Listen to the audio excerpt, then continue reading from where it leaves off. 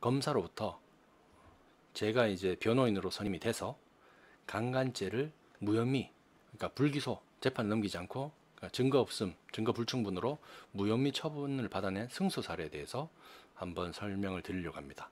이제 사안은 대학생이었습니다. 저희 의뢰인이 만취 여성을 성폭행했다라고 하면서 수사를 받게 됐는데 무죄를 입증할 술집이나 어떤 숙박업소 CCTV 영상이 없을 때 저희 사건 같은 경우는 그렇습니다. CCTV가 없었다는 거죠. 그럼에도 불구하고 결과적으로는 검찰로부터 담당 검사로부터 혐의 없다라고 해서 풀려나는 아주 좀 이례적인 어떤 승소 사례가 있었는데요. 뭐 비슷한 겁니다. 대학생이 SNS에서 알게 된 여성과 술자리를 가진 다음에 서로 합의하여서 모텔에 투숙했습니다. 그런데 그 당시 이제 구체적인 상황은 성관계를 시도하기는커녕 일체의 신체 접촉도 하지 않았다고 합니다. 저 의뢰인 측 주장이. 근데 문제는 당시에 기억이 나지 않을 만큼 시간이 많은 지난 뒤에 갑자기 그 여성으로부터 고소를 강간당했다고 하면서 경찰 수사를 받게 됐다는 거죠. 대학생이니까 아무래도 뭐 공무원이나 어떤 기업의 대기업이나 공공기관의 이제 취업 이런 것들을 이제 준비를 해야 되는 시점이었는데 난데없이 투숙 이후에 수개월이 지난 다음에 그 여성으로부터 강간당했다면서 고소를 당하니까 본인이 기억도 안 나는 상황이 굉장히 난감했겠죠. 그래서 당시에 피해자가 술을 얼마 마시지도 않았다. 그리고 술값과 모텔비를 그러니까 숙박업소에 들어가는 비용을 반반씩 계산한 것으로 기억하고 있다.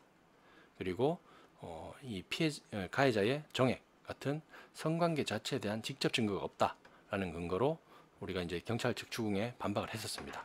근데 경찰은 뭐 쉽게 판단해 버렸죠. 피해자 진술에 신빙성이 있다고 판단해서 기소해라, 그러니까 재판을 넘겨라라고 하는 의견을 검찰로 이제 보냈습니다.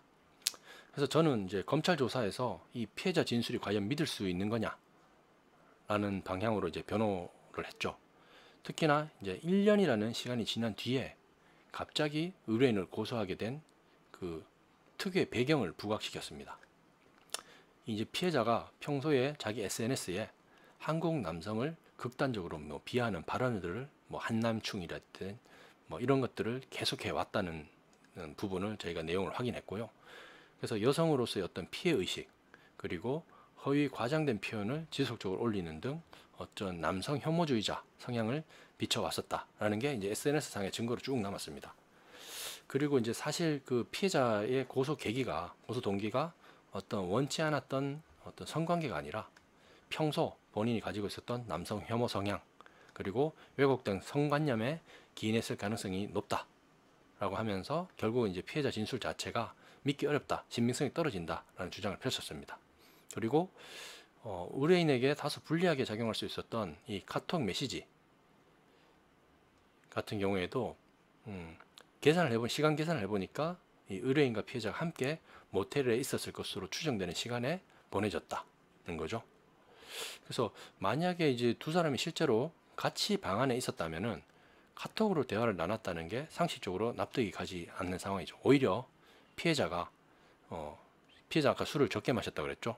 가해자는 만취됐었고 가해자의 스마트폰을 조작해서 자작극 벌였을 가능성도 배제하기 어렵다라는 주장하면서 피해자 진술의 신빙성을 좀 계속 떨어뜨리려고 변호를 했었습니다. 그 당시에 이제 피해자가 술을 얼마 마시지도 않았고 술값과 모텔비를 반반씩 계산. 그러니까 모텔을 갔다는 것은 그 당시까지는 정신이 멀쩡했다는 거죠. 그래서 피해자가 의식을 잃었다고 보기 어렵다. 그러니까 피해자 주장은 본인이 의식을 잃은 상황에서 가해자가 자기를 강간했다 이런 주장을 했었는데요. 의식 잃었었다고 보기 어렵다. 주장이 서로 이제 모순된다는 거고 정액이나 어떤 진단서 같은 강간의 주요 증거가 전혀 제출되지 않았습니다. 그래서 저는 이제 의뢰인 무혐의를 적극 주장했죠. 그래서 검찰이 저희 의뢰인과 변호인 진술 봤을 때 피해자 진술에 신빙성에 흠결이 있다, 믿기 어렵다. 그리고 자고 있을 때 성관계를 했다는 중간간을 입증할 만한 명확한 증거가 없다는 이유로 혐의 없음 처분을 내렸습니다. 재판까지 가지 않고도 검찰에서 바로 사건을 종결시켜 버렸죠. 이런 것들은 이제 굉장히 많습니다. 뭐 이게 이제 몇 년 전의 사건인데 지금은 이 미수 사건 집행유예 들어갔었고, 그 다음에 과거에는 이렇게 이제 헌팅녀, 술 취한 헌팅녀를 성폭행했을 때 집행유예로 석방됐지만 초범이라든지 재범으로 적다는 이유로 지금은 굉장히 엄한 처벌을 하고 있습니다. 그래서 중간간이라는 게 심신상실이나 한거불능 상태를 이용해서, 그러니까 술을 취해서 정신이 잃은 경우 또는 잠자고 있을 때, 만취 상태, 의식이 없을 때, 이런 사람들을 이제 강간했을 때 성립하는 중간간죄인데 최소 3년 이상, 뭐 25년까지 형사처벌이 가능합니다.